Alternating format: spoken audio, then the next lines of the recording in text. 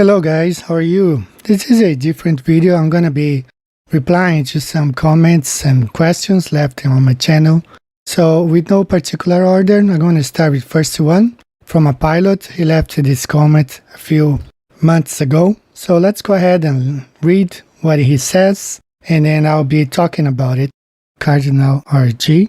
I flew for 3 decades as a commercial pilot and flight instructor. If I'd ever had the flat earth notion in my head, I'd have struck a mountain or crashed into the sea years ago, taking all my passengers with me. All aeronautical navigation is based on the spherical earth, none of it on a flat one. So I used to think pilots were way much smarter than I have come to know them in these recent years. Now, I'm not saying all pilots are not smart. Some of them are really bright, but some of them seem like not to be very smart. When you consider that being a pilot is not so much different than being a conductor or a shipmaster or driver, because they are all machine operators. It doesn't mean that because someone is a pilot, he is smart and can see what's going on. Proof that anybody can be a pilot. Back during the Second World War, when Brazil decided to enter the war fighting with the Allies, the US donated hundreds of airplanes to the Brazilian government, and they trained the pilots. There were few pilots, only not war pilots, but the American government sent hundreds of airplanes to Brazil and sent some pilots to train the Brazilian pilots, and in a few months they were flying airplanes. So there's not a science behind being a pilot. So I don't expect this guy RG to figure things out, because not many people do. Perhaps he didn't want to look at, because if he doesn't want to see the evidence, if he keeps his eyes shut, he's not going to see. He can spend 30, 40, 50 years doing one thing he will never going to see. There's a very interesting story in opera. It's called M. Butterfly. It's a story of a French diplomat who had been in a relationship for 15 years with a woman. And after 15 years, he finds out that the lady wasn't a lady, was a dude. I'm not going to tell the whole story, but there's a book written, but it's said to be based on a true story. And actually, the true story is that the guy was married to a woman for 20 years. He only found out that the person he was married with wasn't a woman after 20 years. So the evidence was there. He just didn't want to see. The same thing with this pilot. The evidence is there.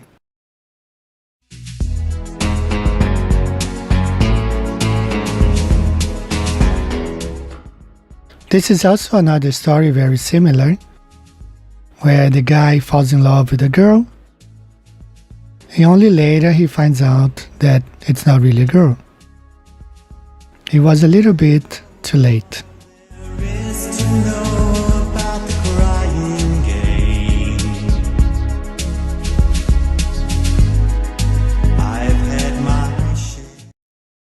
So there's not an amount of evidence that I can show to pilot RG, this pilot, that the earth is flat, because he has been flown an airplane for 30 years. If he hasn't figured it out, it's because he didn't want to see, because the evidence is there. I'm gonna play this. Perhaps he will open his eyes, perhaps he will not. I don't know. If someone doesn't want to see, he will never gonna see. If somebody doesn't want to see something, he's not gonna see it. Australia, the flattest continent, comprising of flat lowland. Therefore, it is known as the flattest continent. 2 researchers from the University of Kansas, Jerome Dobson and Joshua Campbell, published a paper in a real scientific journal, the Geographical Review, talking about the flatness of states. The study did verify that Kansas was pretty flat, but it was only the 7th flattest state in the US. Delaware, Minnesota, Louisiana, North Dakota, and Illinois, yes, were flatter. The number 1 flattest state in the entire US was Florida. There's a section of abyssal plain, a kind of flat-lying section. So now, here's the whole world ocean, and the color scheme is not quantified on here, but I can tell you basically what's going on. All the deep blue is abyssal plain, about 5 kilometers deep, and you see it a lot of places. The basin of the Orinoco, lying between the Andes to the west, the coastal mountain range to the north, and the Guiana Massif to the southeast.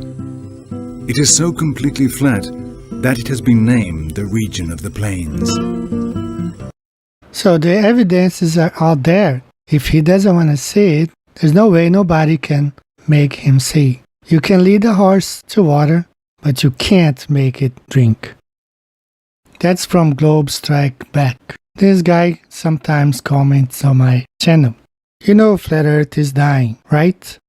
Well, he never really been alive, more like some kind of zombies. But I don't know in what Earth is he living at.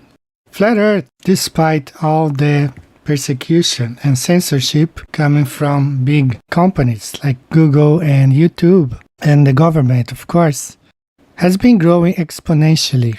You may be familiar with this picture. Last year, it was on the news, 11 million Brazilians, to 11 million Brazilians, the Earth is flat.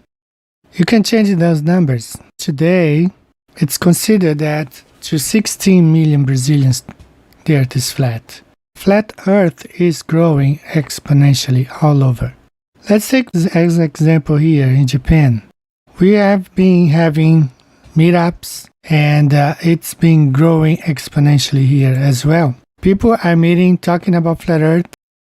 There have been many online summits on Flat Earth here in Japan, all over Japan, from people from Tokyo, Osaka, Nagoya, Kyoto. They're getting together either, face to face, wearing no mask. 2 books have been published about Flat Earth, and my book has gained a version in Japanese, and it's going to be published sometime between now and August. And people are meeting everywhere. We've been to meetups in Kyoto, in Nagoya.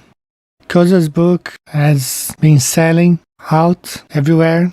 All major bookstores here in Japan are carrying this Flat Earth book. All major bookstores. And here's an example, the manager adding more books on display, so anybody can walk by and see, because Flat Earth is growing exponentially. So to say the Flat Earth is dying, it's one more of those lies that globe believers love. Lies. They love lying about moon landing, lying about curvature, lying about spinning of the Earth, and they just love lies. That's all they do, lie all the time. But on the contrary, Flat Earth is alive and kicking. The globe allows the persuasion of the nations. Why doesn't the Flat Earth allow the persuasion of the nations? Well, I think there is a spiritual side to this, of the cosmology. This is what I normally say. If you remember, in the Bible there is a story of the Tower of Babel, and the purpose was to build one tower so the people could be together. It was what they call globalization today. You could have called it towerization at that time, because they wanted to be under one leader, Nimrod, and this tower represented that they would not be a part of each other, be united under one leader. So globalization means the same thing. They came up with this globe idea, and it's a prism, because if you see, they persuaded the nations to give up their authority, their sovereignty to the United Nations. But the United Nations is run by private families, and those private families are run for other, even small number. So it's the same thing from the Tower of Babel, same concept. So the globe allows that, whereas the Flat Earth, the nations would be independent and sovereign. They would govern their own countries. No need for fears of an asteroid coming or global warming. All those things were used to persuade those nations to give up their power, to be brought under the dominion and the governance of the United Nations and whoever are behind them. Flat Earth would be different. Flat Earth, that means independence for each nation, no globalization, of course, friendship between nations, but independence. Every country should be independent to do what they all wanted to do. They should have their own laws, all their own beliefs, and each people should decide what's good for them, instead of being under the umbrella of a family disguised as the United Nations. That's my idea. It's also from a pilot. You are only into Flat Earth to make money. That's why you wrote a book. This is really funny. I have a degree in English and international business. So just look at this pie chart here. We have 99% of the people on Earth believe the globe Earth, whereas only 1% probably believe the Earth is flat or know Earth is flat. So where would the most amount of money be? Of course, among the 99 globe believers. So if I want to make money, I would be doing what I did before. I used to have, when I lived in the US, I still do have an eBay account, but it's not active. I haven't been doing anything on eBay for years. But if you see there, I have over 500, almost 600 transactions because I made money easily on eBay. And I'm going to tell you how I made money. I used to go to Walmart stores, many supercenters, buy all those action figures that are all based in science fiction. And I would buy them for $5 and sell them for $20. Now, how? Because I sold them overseas. I sold them to Brazil. And even in Japan, I sold to them in Japan. I sold for people all over the world because people love science fiction. They love science fiction. So if you want to make money, you sell science fiction items. Look at, for example, this Batman car. When it was released, die-cast 1/18 scale, Walmart had it on sale for $19.99. $19.99. Immediately, this car was sold to someone in Brazil for $238 because they don't have, they didn't have that stuff in Brazil. So that's a $210 profit. You see how easy it is making money off globe believers? So if I really wanted to make money, I would be doing like this girl here. Of a weeb, I guess you could say. I love Japan. I know I go there all the time. I try not to. Every time I tell myself I'm gonna, cut it back, I just can't resist going back to Japan. I just love the country, the culture, and the language. And I do purchase a lot of things from them, not only Gunpla, but also kind of Gundam paraphernalia, like clothing and just weird things like to collect. And if any globe believers there are interested, I live here in Japan. There are many action figures here based on science fiction. I can find some for you. I'll sell for you. I'll send it from here. Some people go to second-hand stores. The second-hand stores here in Japan are really nice because the items are perfect. Okay, the Japanese are very picky concerning the items they make, and they want to be very proud of what they sell, so they don't sell junk. One example, if I want to make even more money, I would buy lenses, prime lenses, like Canon lenses. I'm talking about the prime lenses, 2.8 aperture or 1.0 prime lenses. The second-hand stores here, they have plenty of them in perfect condition. Could easily be making $500 a day selling lenses here, or action figures, Japanese action figures. But I'm making $8 per book, and I don't sell much because my book is free for downloading. Anybody can download the book. If you want to have a copy, that's nice, because if you want to print the file, that's probably going to cost about $40 color. No, I didn't write a book to make money.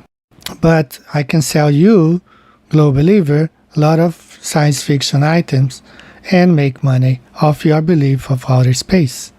I had to redact at the beginning because it has some bad words there. Your ignorance of physics and basic mathematics was too much to bear by the halfway point. most of those motions you allow for in the heliocentric model, by the way, are utterly irrelevant, but your ignorance of the physics of motion makes you think otherwise. It's your ignorance that makes you think the heliocentric model is wrong, not the observations of reality.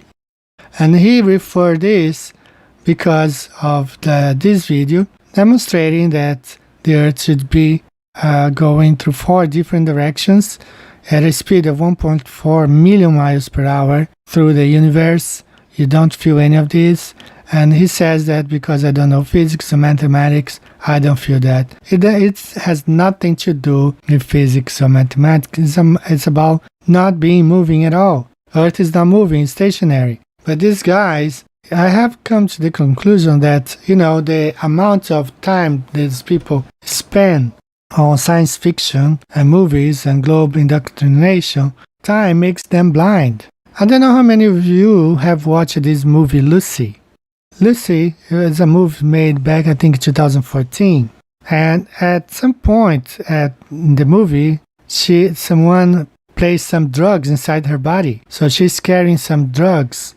In Brazil, not long ago, there was a guy, he came from Africa and he swallowed like 20 bags of cocaine. And he was going to board a plane to Europe. He was trying to bring that drug to Europe.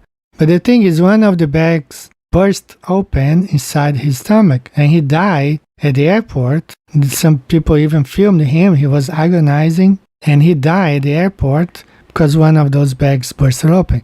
So this movie talks about this girl. She's carrying some drugs inside her body. It was placed there by the doctor. He was forced actually to put in there, if I'm not wrong. It's been a while since I watched it. So at some point, I think one of the bags of this drug burst open and she starts feeling the effect of the drug. So the first thing she says when she starts feeling the effects of the drug is that she could feel the spin of the Earth and she could see the curvature of the Earth. So you gotta be on drug to be able to do it. So listen what she says in the movie.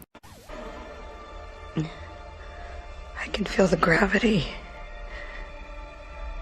I can feel the rotation of the Earth.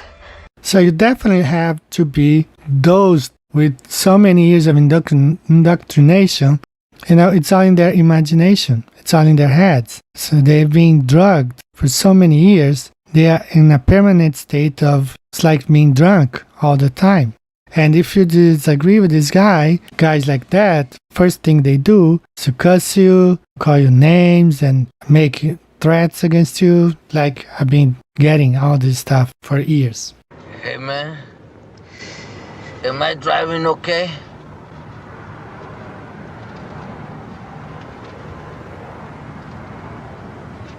I think we're parked, man.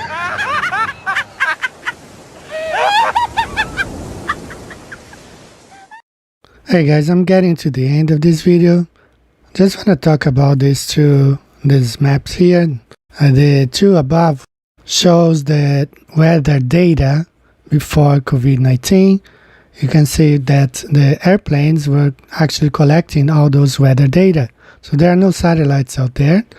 The two top ones refer to the air traffic, meteorological air traffic before COVID-19. You can see there were a lot of flights collecting weather data. So there are no satellites out there. It's all gotten by airplanes flying. And when the COVID pandemic started last year and they ordered the flights, they ordered all companies not to fly. So there was a problem because they were not getting enough data, weather data. You can see by the two maps on the bottom, the Mercator, and then I converted to the AE projection. You can see fewer flights meant less weather data. That proves one more time that there are no satellites out there. All this weather data are collected through airplanes, weather planes.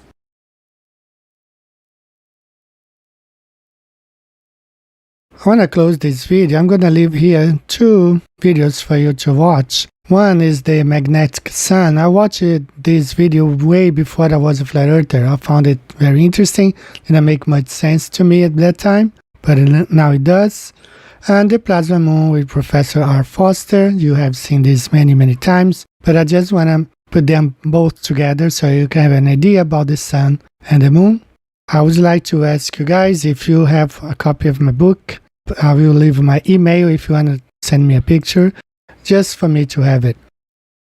And you guys take care. See you next time. Watch Eric Dollard, Professor Foster. You guys take care. See you next time. Bye-bye.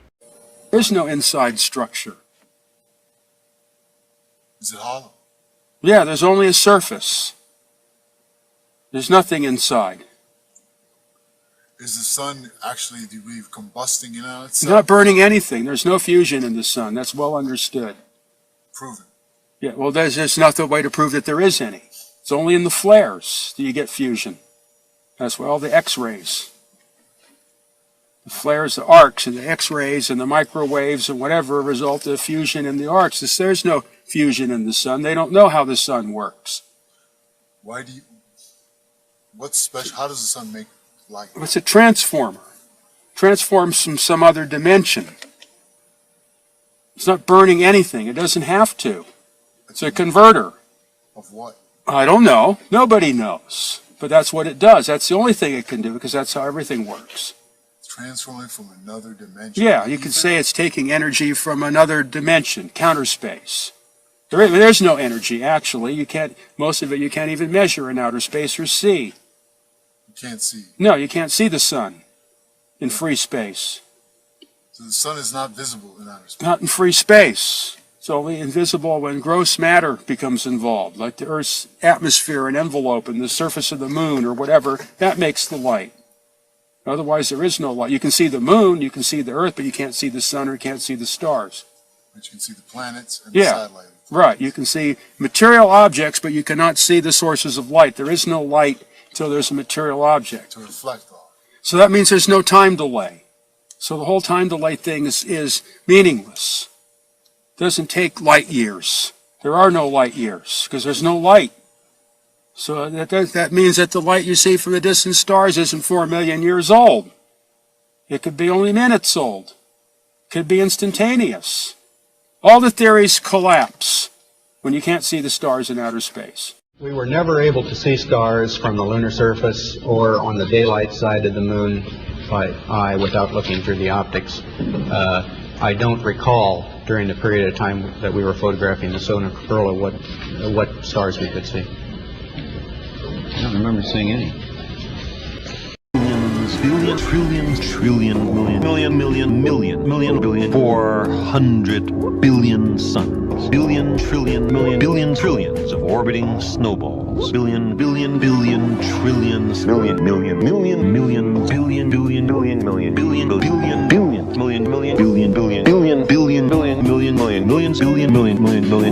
billion, 4 billion-year-old tree. Tens of billions. I have trillions, billions, billion, trillions, billions, trillion, millions,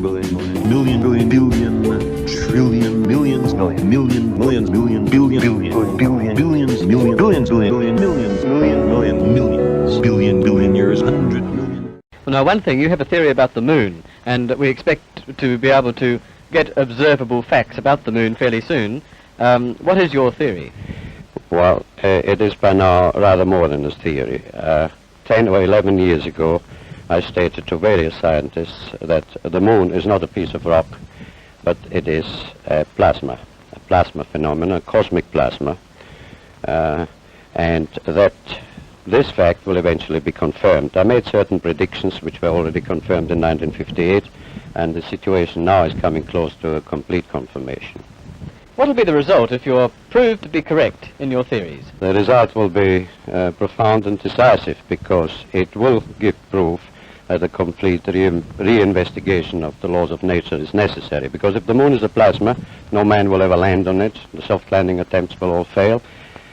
That means that the mass of the moon is far less than is currently assumed. It's in a different state of energy, and it has far less mass. That means there is no more explanation for the tides. If the moon, for example, had only 1,000th part of its current mass, then the tides would only be 2 inches high under conventional theories instead of sometimes 14 feet.